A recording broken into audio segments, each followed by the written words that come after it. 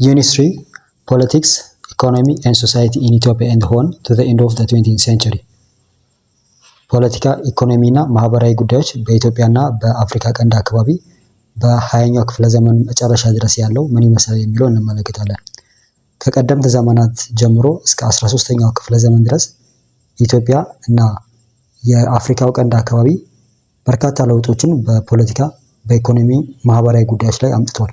ከነዚህ ለውጦች በዋናነት የሚጠቀሰው የሀገር መመስረት or evolution of state ይሆናል ማለት ነው። ሀገር ሲመሰረት በዋናነት አስተዋጽኦ ያደረጉት ግብርናና ንግድ ነው። ከዚህ በተጨማሪ ደግሞ ሃይማኖትን በራሱ ለሀገር መመስረት ትልቅ አስተዋጽኦ አድርጓል። ምክንያቱም ማህበራዊና ባህላዊ እሴቶችን በመቅረጽ ማለት ነው። እዚህ አካባቢ ላይ የተለያዩ የስነ ምህንድስና፣ የአጻጻፍ፣ የካሌንደር እና ጽሁፎች የተለያዩ ለውጦች እየመጡበት የታየበት ዘመን ነበረ። በዚህ ዩኒት ስር የምንመለከተው ከዚህ በተጨማሪ እነዚህ አካባቢዎች ኢትዮጵያና የአፍሪካው ቀንድ ከውጭ ኃይላት ጋር ያደረጉት ግንኙነት በእነሱ ታሪክ ውስጥ ምን አይነት ለውጥ እንዲያመጡ እንዳደረጋቸውም እንመለከታለን። 3.1 ኢመርጀንስ ኦፍ ስቴትስ፣ ሀገር እንዴት ነው የተመሰረተው የሚለውን እንመለከታለን። ሀገር በዋናነት እንዲመሰረት ምክንያት የሆነው ሰዎች አንድ ቦታ ተሰብስበው ግብርና ላይ መሰረት አድርገው መኖር ሲጀምሩ ነው። ይህም ደግሞ ከፍታ ቦታ ላይ ከመኖር ዝቅታ ቦታ ላይ ለግብርና የሚስማማ ቦታ ላይ የራሳቸውን ቤት ሰርተው እዛ አካባቢ ለረጅም ጊዜ ተረጋግተው ሲኖሩ ነው። ይህም ደግሞ ያረሱት እህል እንዳይበላሽባቸው የተለያዩ አጥሮችን በማጠር በእርጥበት የሰበሰቡት እህል እንዳይበላሽ እንዲሁም ደግሞ አይጦች እንዳያበላሿቸው የተለያዩ ሜካኒዝሞችን በመጠቀም እዛ አካባቢ አንድ ቦታ ሲኖሩ ነው። ቤተሰቦች ደግሞ አንድ ቦታ ላይ ከተለያዩ ችግሮች ተሰብስበው በሚኖሩበት ጊዜ ይህም አንድ ቦታ ለረጅም ጊዜ እንዲኖሩ ያደርጋቸዋል። እርስ በራሳቸውም እንዲረዳዱ፣ እንዲጠባበቁ ያደርጋቸዋል። ስለዚህ ለሀገር መመስረት እንደ መንደርደሪያ ይጠቅመዋል ማለት ነው። በመጀመሪያ እንግዲህ ሰዎች የሚያርሱት በዱላና በድንጋይ ነበረ። ነገር ግን በጊዜ ሂደት በበሬ ማረስ ችለዋል። ይህ ደግሞ ምርታማነታቸው እንዲጨምር አድርጓል ማለት ነው። ምርታማነታቸው እየጨመረ ሲመጣ የተረፋቸው ምርት የተለያዩ መገልገያ ቁሳቁሶችን፣ ልብሶችን እንዲገዙበት፣ እንዲቀይሩበት አድርጓል ማለት ነው። ይሄ ደግሞ ነጋዴዎች እንዲመጡ አድርጓል። ነጋዴዎች አንዱ ያመረተውን ወደ ሌላ እየወሰዱ እየሸጡ በመካከሉ እነሱም ሰዎችንም እንዲጠቀሙ እያደረጉ ሀገር ወይም ስቴት የምንለው ፎርም እንዲደረግ አድርጓል። ስቴት ፎርም የተደረገው ዲፈረንሺዬሽን፣ ክላስ ዲፈረንሺዬሽን ላይ ነው። ክላስ ዲፈረንሺዬሽን የምንለው ምንድነው? አንድ ሀገር ውስጥ የሚኖሩ ህዝቦች ወጥ አይደሉም። አንዱ ገበሬ ነው፣ ሌላኛው የእጅ ባለሙያ አንጥረኛ፣ ለምሳሌ እንደ ማረሻ የሚሰራ ነው፣ ሌላው ደግሞ ልብስ የሚሰራ ነው። በእነዚህ መካከል እንግዲህ ስቴት ወይም ሀገር የምንለው እንዲያድግ መሰረት ሆኗል ማለት ነው። ስቴት የምንለው ወይም ሀገር የምንለው የፖለቲካ ተቋም ነው።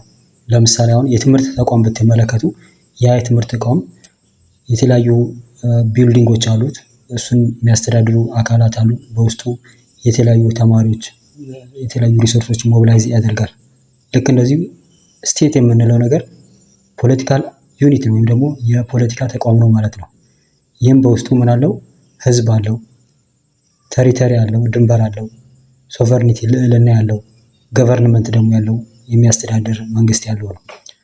ስቴት የሚለው ደግሞ የህዝቦች ባህል እያደገ ሲመጣ አብሮ እያደገ የመጣ ነው ማለት ነው። ስቴት የምንለው ስለዚህ ከአንዱ ሀገር ወደ ሌላ ሀገር ይለያያል ማለት ነው። የሀገራቶች ባህል፣ አሰራራቸው፣ ምርታቸው በተለያየ ቁጥር የሀገር መስረታም እንዲሁ ይለያያል ማለት ነው። አንዳንድ አካባቢ ለምሳሌ ቆንጆ አየር ካላቸው ብዙ ምርት ያመርታሉ። ያ ምርት ደግሞ እንዲሸጡ፣ እንዲነግዱ፣ የተለያዩ ስልጣኔዎች እንዲያድጉ ስለሚያደርግ አብሮ ደግሞ አስተዳደር ህግ እያደገ ይመጣል ማለት ነው። የመጀመሪያዎቹ ስቴት የሚባሉት የመጀመሪያዎቹ ሀገራት የተለያዩ ቄሶች ማህበረሰቡን በባህልና በሃይማኖት በሚያስተዳድሩበት የተመሰረተ ነው። ነገር ግን በጊዜ ሂደት ምርቶች ወደ ገበያ በሚቀርቡበት ጊዜ ቄሶች በመሪዎች ተለውጠዋል።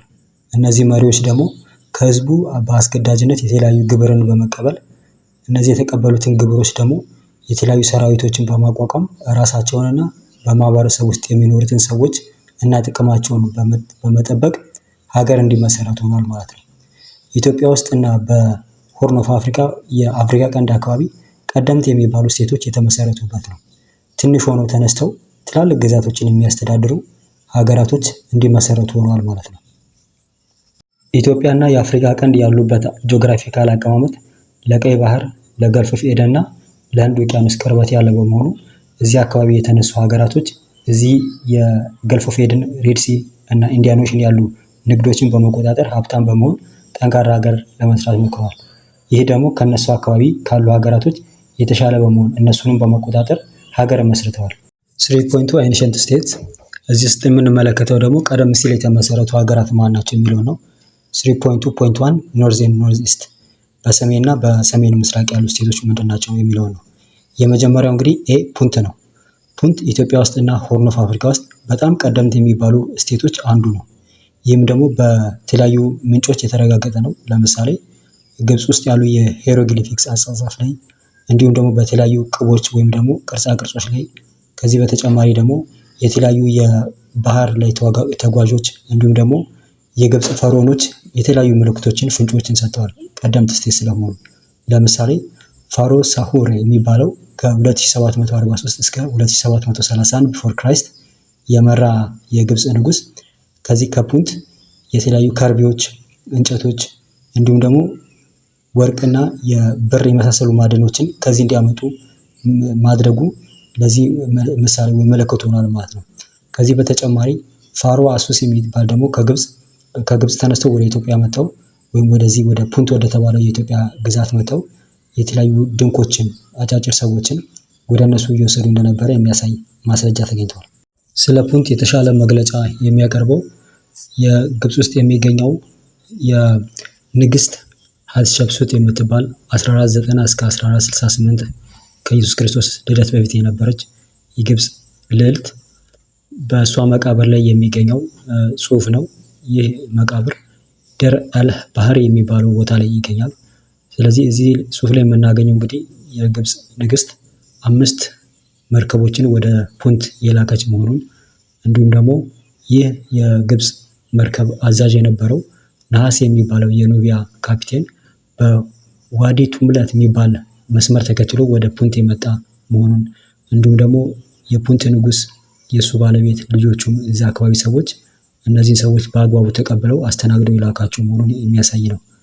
ይዘው የተመለሱት የተለያዩ ነገሮች አሉ። ለምሳሌ ዕጣን፣ የተለያዩ እንጨቶች፣ የተለያዩ አይነት የቀንዶች ለምሳሌ የዝሆን ጥርስ፣ የአውራሪስ ቀንድ፣ የአንበሳ፣ የሊዮፓርድ፣ የነብር የመሳሰሉ ቆዳዎችን እንዲሁም ደግሞ የሰጎን ላባና እንቁላል፣ በህይወት ያለ ዝንጀሮ፣ ጦጣ ሰዎችንም ሳይቀር ወደ ሀገራቸው ይዘው የተመለሱ መሆኑን መዛግብቱ ከግብፅና ከፑንት ጋር ግንኙነት መኖሩም ፑንት ደግሞ እንደ አንድ ጠንካራ ሀገር የምትታይ መሆኗን የሚያሳይ ነው።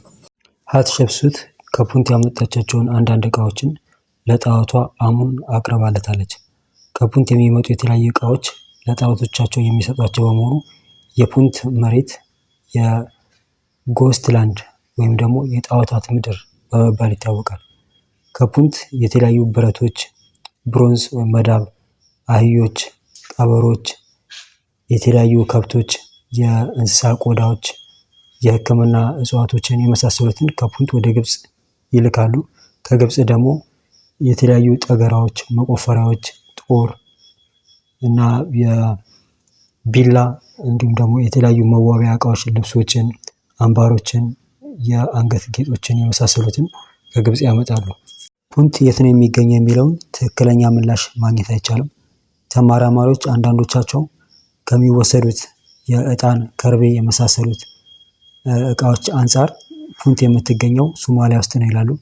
ሌሎች ደግሞ እንዲህ ከሚወሰዱ እንደ ወርቅ፣ ኢቦኒ ከሚባል እንጨት እንዲሁም ደግሞ ዝንጀሮ የመሳሰሉትን ከማየት ይሄ ኢትዮጵያ ውስጥ ከመገኘቱ አንጻር ሰሜን ኢትዮጵያ ውስጥ ነው የሚገኘው ይላሉ።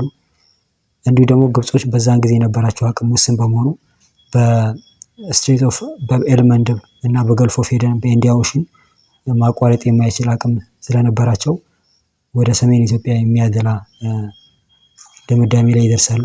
ሌሎች ደግሞ ከመሰዋ እስከ ባብ-ኤል መንደብ እና በኬፕ ጋርዲፉ በሚባለው አካባቢ የሚገኝ እንደሆነ ይናገራሉ።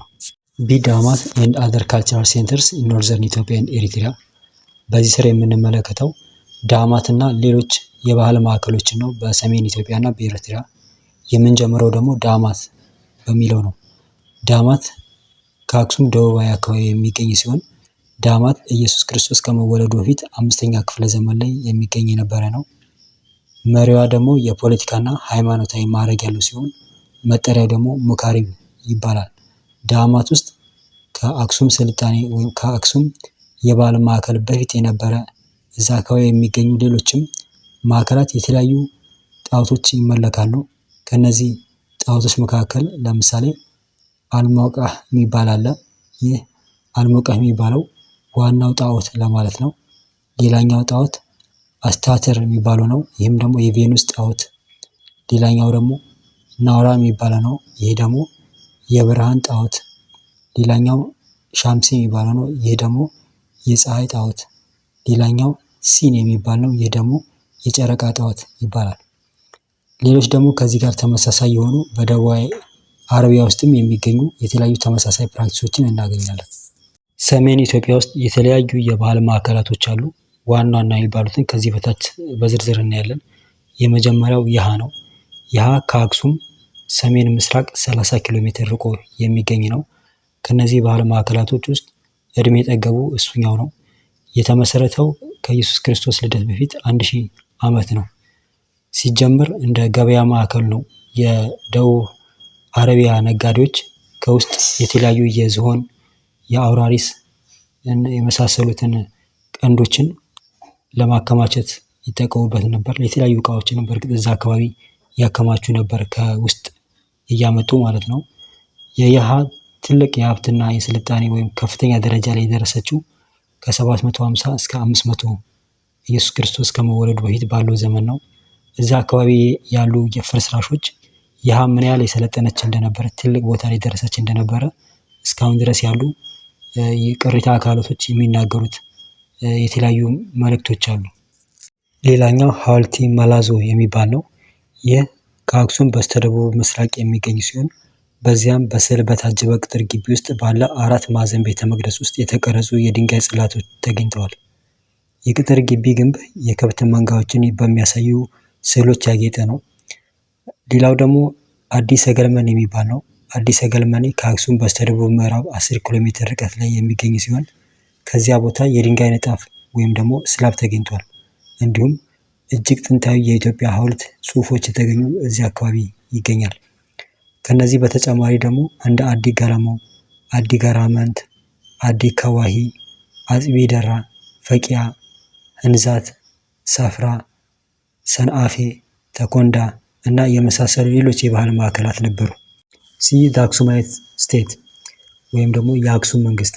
የአክሱም መንግስት እምብርት ወይ ደግሞ መሰረት የተመሰረተው ከክርስቶስ ልደት በፊት ከ200 እስከ 100 ዓመታት ባለው ጊዜ ውስጥ ነበረ። በመጀመሪያ ደረጃ የአክሱም ኃይል በአክሱም ከተማና በዙሪያ ባሉ ጥቂት አካባቢዎች ላይ ብቻ የተገደበ ነበረ። ከጊዜ በኋላ ግን በሁሉም አቅጣጫዎች ሰፊ ግዛቶችን በማካተት እየተስፋፋ ሄዷል። በአክሱም የስልጣን ማማ ወይም ክብረት ወቅት ግዛቶቿ በምስራቅ እስከ ቀይ ባህር ዳርቻ ድረስ፣ በምዕራብ ደግሞ ሰፊውን የአባይ ሸለቆ እስከሚያማትረው የኢትዮጵያ ደጋማ ክፍል ጫፍ ድረስ የዘለቀ ነበረ። በስተሰሜን እስከ ኤርትራ ሰሜናዊ ጫፍ፣ በደቡብ ደግሞ ምናልባትም እስከ ሰሜን ሸዋ ክፍሎች ድረስ ተዘርግተው ነበረ። የኤርትራ ባህር ፐሪፕለስ ወይም ፐሪፕለስ ኦፍ ኤሪትሪያን ሲ እንደሚያመለክተው በቀይ ባህር በምዕራብ ዳርቻ የምትገኘው አዱሊስ የአክሱም ዋነኛ የወደብ ከተማ ነበረች። ከአዱሊስ እና ከሌሎች የቀይ ባህር ዳርቻ የንግድ ጣቢያዎች የሚነሱ የረጃጅም ርቀት ያላቸው መስመሮች እንደ ከስካሴ፣ ኮሎ፣ ማታራ ከዚያም አልፎ በስተምዕራብ የተከዜ ወንዝን አቋርጠው ወደ ውስጥ ይዘልቁ ነበረ። ሰነዱ በተጨማሪም እንደ አቫሊትስ ወይም ደግሞ ዜላ እና ማላኦ ወይም ደግሞ በርበራ ያሉ የኤደን ባህረ ሰላጤ ወደቦችን እንዲሁም የህንድ ውቅያኖስ በናዲር ዳርቻዎች ላይ የሚገኙትን እንደ ሴራፒዮ ወይም ደግሞ ሞቃዲሾ፣ ኒኮን፣ ብራቫ እና መርካኒን ይጠቅሳል። የአክሱም መንግስት ወደ ውጭ የሚልኳቸው ዋና ዋና ምርቶች በብዛት ተፈጥሯዊ ውጤቶች ነበሩ። እነዚህም የዝሆን ጥርስ፣ ከርቤ፣ መርግድ፣ ዕጣን እና አንዳንድ ቅመማ ቅመሞችን እንደ ዝንጅብል፣ ቀረፋ፣ ካሲያ እንዲሁም ደግሞ በተጨማሪ ወርቅ፣ የአውራሪስ ቀንድ፣ የጉማሬ ቆዳ፣ የኤሊዛጎል እና እንደ ዝንጀሮ ያሉ ለአጃቢነት የሚፈለጉ እንስሳት ይገኙባቸዋል። በምላሹም ከግብፅ፣ ከህንድ፣ ከሮማ ግዛት እና ከፋርስ የሚመጡ እንደ አልባሳት፣ ጨርቃጨርቅ፣ ከግብፅና ከሌሎች ቦታዎች የሚመጡ ደግሞ የመስታወት ውጤቶችና ጌጣጌጦች፣ የተለያዩ የብረት ወረቀቶች፣ መሳሪያዎች ወይም የተለያዩ ቁሳቁሶች እንዲሁም ከሮማ ግዛትና ከሶሪያ የሚመጡ ዘይትና የወይን ጠጅ ወደ ሀገር ውስጥ ይገቡ ነበር።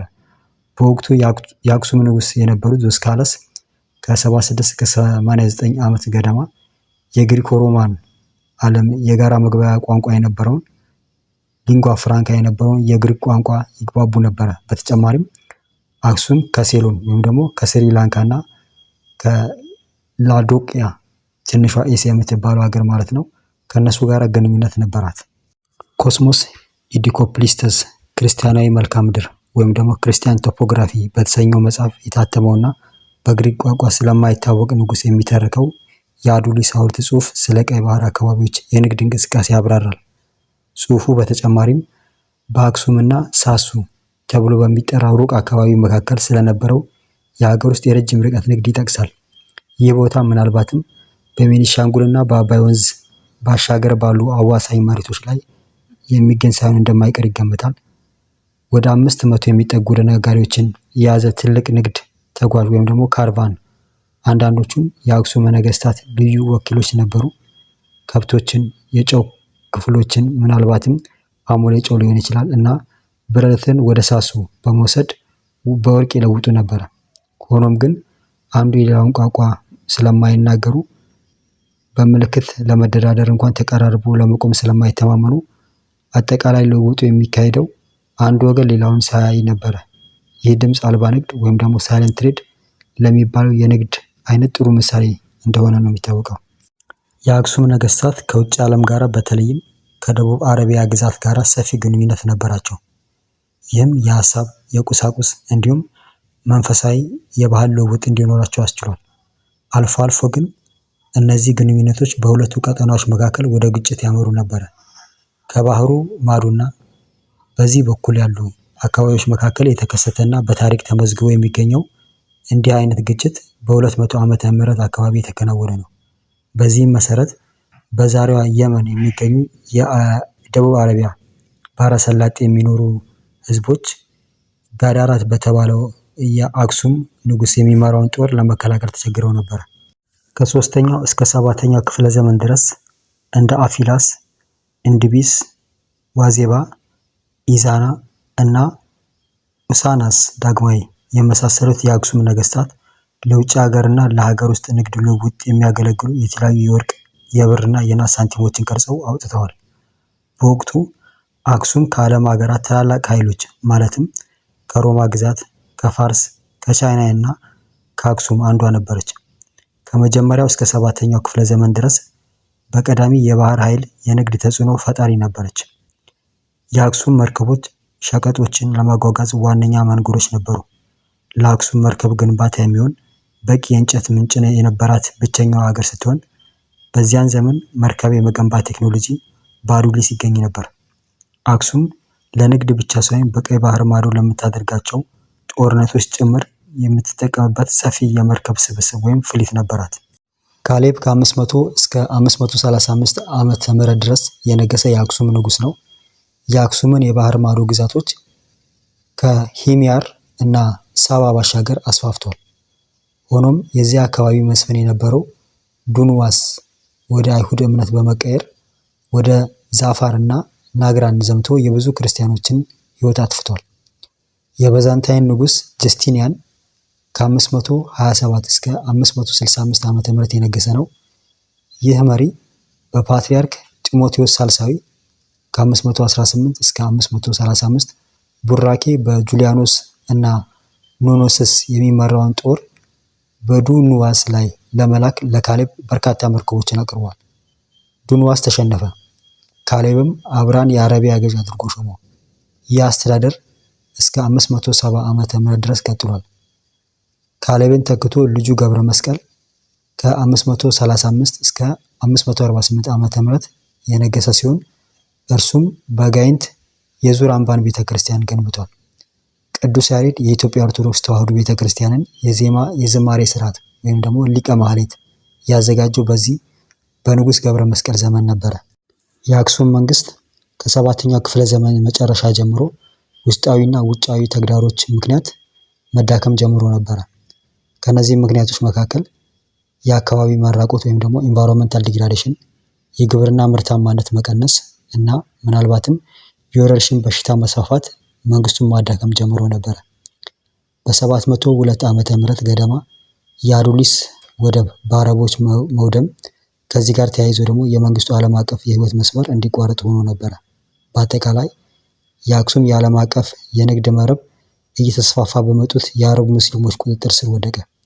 በዚህም ምክንያት የአክሱም መንግስት ከቀድሞ የንግድና የዲፕሎማሲ አጋሮቹ ተለይቶ እንዲቀር ወይም ተገሎ እንዲኖር ተገደደ። በዚህም ምክንያት የአክሱም መንግስት በኢኮኖሚ ረገድ እየደከመ ሄደ። ይህ ሁኔታ በቀይ ባህር ብቻ ሳይሆን የአክሱም የበላይነት በሀገር በቀል አመፀኞች በሚገዳደርባቸው የሀገር ውስጥ ግዛቶች ጭምር የፖለቲካና ወታደራዊ ኃይሉም እንዲዳከም ተፈጥሯዊ ምክንያት ሆኖ ነበር። በተደጋጋሚ የሚነሱት የቤጃ የአገው እና የንግስት ባኒ አልሐሚያ ወይም ደግሞ የዱት ግዲት አመፃዎች በመጨረሻ የአክሱም መንግስት ሙሉ በሙሉ እንዲወድቅ አደረጉት። ይሁን እንጂ አክሱም እንደ ስልጣኔ በአፍሪካ ቀንድና ከዚያም ባለፈ ባሉ ህዝቦች ላይ እንዲሁም ተተኪዎቿ በሆኑት ለምሳሌ በዛጉዌ፣ በሰለሞናዊ ስርወ መንግስት፣ በጎንደር ዘመን እና በመሳሰሉት ላይ ከፍተኛ ተጽዕኖ አሳርፋለች። ከአክሱም ስኬቶች መካከል ከሳህራ በታች ባሉ የአፍሪካ ሀገሮች ብቸኛው እስካሁን ድረስ በስራ ላይ የሚገኝ አገር በቀል የፊደል ጽሑፈትና የቀን መቁጠሪያ ወይም ካላንደር እንዲሁም የኢትዮጵያ ኦርቶዶክስ ተዋሕዶ ቤተክርስቲያን ማህሌትና ዜማዎች፣ ስዕሎች እና የመሳሰሉት ይገኙበታል። በተጨማሪም የተለያዩ የሸክላና የድንጋይ መሳሪያዎች፣ የዚዮን ቅርጻ ቅርጾች፣ የከተማ ልማትና ውስብስብ የህንፃ ግንባታ ጥበቦችን ለምሳሌ እንደ ቤተ መንግስት፣ ሐውልቶች፣ ከአንድ ወጥ ድንጋይ የተፈለፈሉ አብያተ ክርስቲያናት ይገኙባቸዋል። አክሱም የተራቀቀ አስተዳደርና የስራ አመራር ስርዓት እንዲሁም መስኖን የሚያካትት ዘመናዊ የግብርና ስርዓት ዘርግቶ ነበረ።